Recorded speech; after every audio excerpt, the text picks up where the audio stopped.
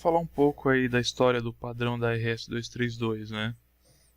Então, o padrão ele foi originalmente usado para conectar um teletipo a um modem. Teletipo é esse equipamento aqui, que a gente está visualizando aqui, que assim, por meio de uma linha telefônica, ele mandava informações a grandes distâncias. E o resultado disso seria algo parecido com isso. Então a gente conseguiria mandar algumas informações a grandes distâncias, como telegramas, alguma coisa do tipo, né? E a terceira revisão, que é chamada RS-232C, ela foi publicada em 69, em maior parte dela para se adequar às características elétricas entre os dispositivos, porque até então cada fabricante tinha suas características e acabava que os equipamentos não se conversavam corretamente. Então foi necessário realizar essa padronização. E a RS-232 se tornou conhecida como ela é hoje devido à IBM lançar essa interface em seus computadores. Agora vamos falar um pouco do escopo do padrão aí da RS-232, que assim, a EIA, a Electronics Industries Association, padronizou a RS-232C, revisão C, em 69. E esse padrão define que as características elétricas, como os níveis de tensão, taxa de sinalização, taxa de rotação de sinais, nível máximo de tensão e comportamento de circuito, e qual seria a carga máxima da capacitância nesse padrão. Características mecânicas da interface, como conectores plugáveis e identificação dos pinos, quais são os modelos, o tamanho, funções de cada circuito no conector da interface, e os subconjuntos padrões de circuitos de interface para aplicações selecionadas de telecomunicação. Então, onde que vai ser utilizado e como seria. E o padrão não define elementos como o tipo de codificação que você vai utilizar, por exemplo, ASCII ou EBCDIC, o enquadramento de caractere no fluxo de dados, então bits por caractere, bits de início, de parada, paridade. Então ele não é definido no padrão. Protocolo para detecção de erro ou algoritmo para compressão de dados. Então isso também não é definido no padrão. E define uma taxa de bit para transmissão, apesar de o padrão ser destinado para taxa menor que 20 kbits. Hoje tem dispositivos que suportam 115 e 200 ou até mais. E o fornecimento de energia para dispositivos externos. Então esse padrão RS-232C também não define esse tipo de característica. Agora vamos falar um pouco das características aí da RS-232, né? Então o padrão RS-232 especifica 20 diferentes sinais de conexão e um conector em formato D. Então aqui nós conseguimos visualizar todos os sinais referentes ao padrão RS-232. Notem que esse conector é um conector de 25 pinos. E aqui seria a visualização 3D deste conector. Hoje esse tipo de conexão ela está meio em desuso. Então o que é mais utilizado hoje é o próximo slide que a gente vai verificar aqui, que é o conector de formato de 9 pinos, em formato D também, que se popularizou devido ao que a IBM utilizar nos seus computadores. Então aqui são os sinais dela. Então, por exemplo, o pino 1 é o sinal de detecção de sequência de dados, que é o DCD.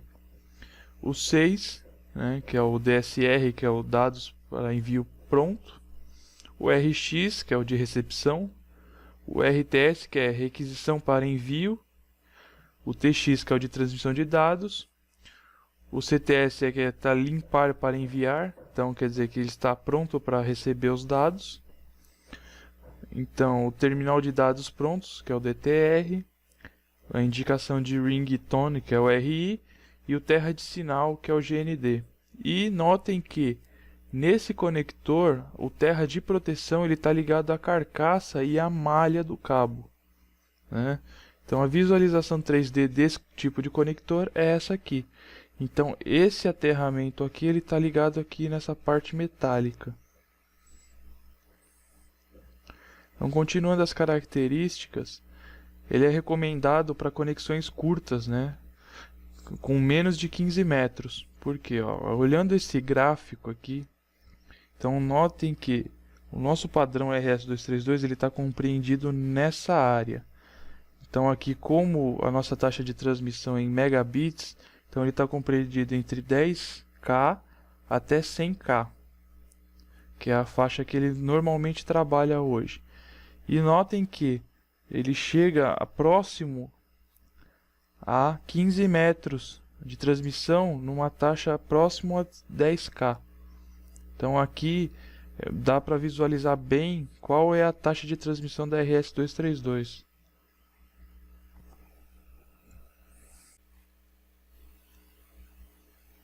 Agora vamos falar um pouco aí como funciona a RS232. Então, ó, como qualquer dispositivo de transmissão serial, os bits são enviados um a um, sequencialmente e normalmente com um bit menos significativo primeiro. Por ser um protocolo assíncrono, então isso quer dizer que ele não tem um clock, não tem um sinal de clock, a responsabilidade de efetuar o controle de tempo recai sobre o transmissor e o receptor. Então eles sabem quando inicia e quando finaliza um bit. Na forma padrão do RS232, né, é utilizado os pinos RTS e CTS, sendo que o pino RTS ele é utilizado para indicar que o transmissor ele quer enviar dados, e o CTS indica que o receptor está pronto para receber os dados. Então, quando nós setamos o pino de RTS e recebemos o sinal de CTS, isso quer dizer que podemos realizar a nossa comunicação. Para cada byte existe um bit de start e um de stop, e o mais comum é utilizar um bit de início e um de parada. Então, mas é possível encontrar aplicações que utilizam 1,5, 2 bits, né, para início e parada. Então a figura abaixo mostra como ocorre, né, a transmissão de um byte. Então aqui a gente pode ver que temos o bit de start, né, então ele está em 12 volts aqui. Então notem aqui nesse gráfico também que sinais entre 3 volts e 12 volts são considerados nível baixo. Sinais entre -3 e -12 são considerados 1. Aqui, ó, nível alto. Então, tudo que é baixo, tudo que tiver negativo é considerado 1, e tudo que tiver positivo, 0, desde que esteja entre 3 volts e 12 volts. O que tiver entre -3 volts e mais 3 volts, ele não considera, ele dá erro na transmissão.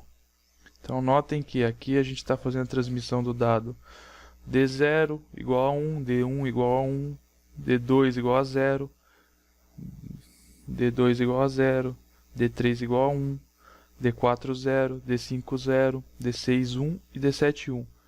O bit de paridade e o bit de parada. Então, ó, tendo a velocidade de comunicação ajustada nos dois dispositivos inicialmente, cada um deles sabe quanto tempo um bit demora para ser transmitido. Então, com isso é possível realizar essa comunicação. Então, como os dois eles estão trabalhando na mesma velocidade, então é possível saber quanto tempo demora para ser transmitido cada bit. Então, no transmissor, o envio basicamente resume-se a enviar um bit de início, esperar um tempo e esperar o recebimento dos 8 bits próximos, né, e mais o de parada, que tem o mesmo intervalo entre cada um desses bits. Então, ó, no receptor, depois que a gente recebe a primeira borda de descida, né, que é quando vai de 1 para 0, que é o famoso start bit, o receptor sabe que a sequência de mais 8 bits de dados e 1 bit de parada chegará. Ele também conhece a velocidade de transmissão. Então tudo que ele tem que fazer é aguardar esse tempo de transmissão de cada bit e efetuar a leitura. Após receber o bit de parada, a recepção encerra-se e ele volta a aguardar o próximo start bit. Isso sendo que, por exemplo, se tivermos 1 bit de start, 8 bits de dados e 1 bit de parada, isso tem que estar configurado nos dois lados, né? Então, tanto no nosso receptor quanto no nosso transmissor. Para quê? Para que eles possam se comunicar corretamente. Então, ó, nos microcontroladores modernos, todo esse trabalho é feito na UART. Esse periférico ele tem a característica de fazer todo esse controle e gerar uma interrupção somente quando um byte é recebido. No entanto, algumas vezes o microcontrolador utilizado não possui. Mas assim, mesmo não possuindo uma UART, é possível implementar uma interface serial através de software, tratando a sequência de transmissão e recepção de dados descrita anteriormente. Então, lembrando que no MicroCPRO, onde está baseado o nosso curso, ele já tem uma biblioteca para fazer esse tipo de controle por software. Você define quais são os seus pinos de TX e RX e ele faz esse controle automaticamente para você.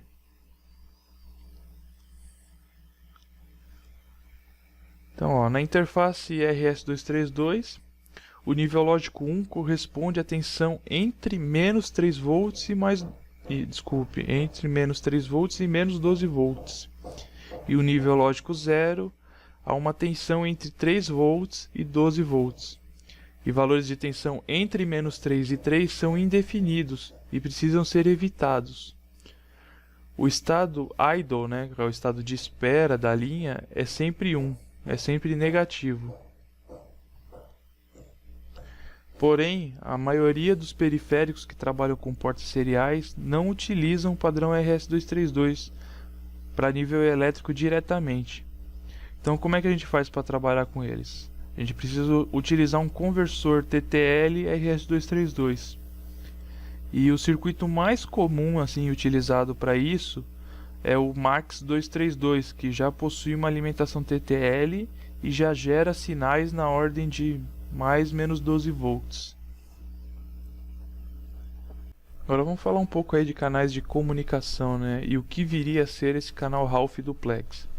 Então, pela definição, um canal Ralph Duplex é um canal físico, simples, no qual a direção pode ser revertida.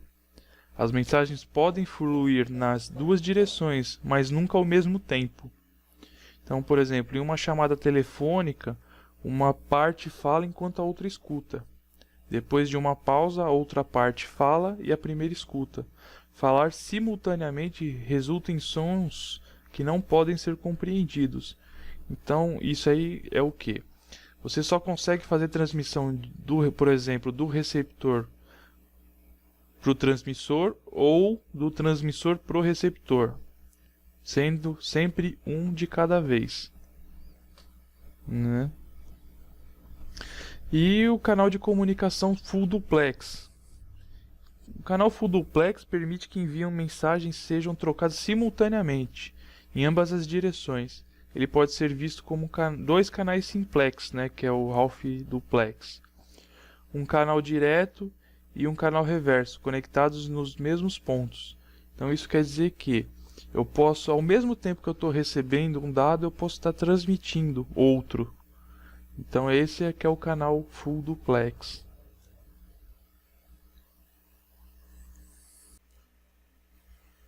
Esse é o esquema eletrônico que a gente vai utilizar aqui para a maioria das nossas aplicações, que é assim, o canal TX está ligado aqui no nosso pino 25 do microcontrolador, que corresponde ao pino RC6. E o RX está no pino 26, que corresponde ao RC7, então ele está conectado aqui. Então, notem que ele está conectado aqui do pino 2, do conector aqui do DB9, vindo para o nosso pino 12, do 12 vai vir para o 13, então ele vai fazer a conversão de sinal aqui e vai enviar para o nosso microcontrolador. E o nosso microcontrolador, quando envia, ele envia para o pino 11, do pino 11 vem para o 14, do 14 vai para serial RS232.